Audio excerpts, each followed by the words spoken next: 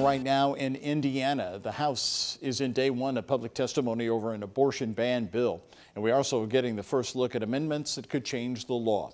Right now, the ban includes exceptions in cases where the mother's life is in danger and in cases of rape or incest.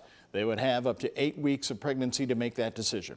But a few amendments want to change all of this. Amendment 25 would allow victims 10 weeks to have an abortion and would remove the signed affidavit requirement where victims would have to attest to what happened to them. This amendment would also remove Attorney General Todd Rokita's power to prosecute these cases, instead creating an oversight task force. Again, this is just an amendment. It has not been voted on yet.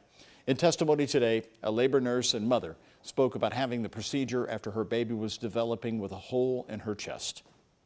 We terminated our pregnancy at 19 weeks and 6 days, which is the last day in Indiana we could legally have the procedure. And I was able to deliver our baby girl peacefully and hold her and say our goodbyes. I cannot even fathom the trauma that I would have experienced having been forced to carry her to term, only to deliver her and hold her, watching her die. Danielle Spry said if the bill went into effect like it is right now, she would have had no choice and would have had to give birth to her baby knowing it would die. But some anti-abortion advocates also disagreed with the current bill, but for very different reasons.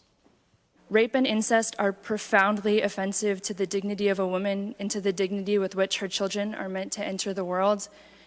But the manner in which a distinct, living, and whole human being is conceived does not determine his or her worthiness to be protected under our Indiana state law. In addition to testimony on what is Senate Bill number 1, a House committee heard the proposal for Senate Bill 2, stripping it of $45 million in maternal care.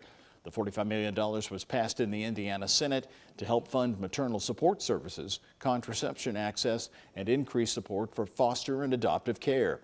The hope was to pass this funding in conjunction with the abortion ban bill, but today the House committee removed the fund, passing the bill over to the full House without it.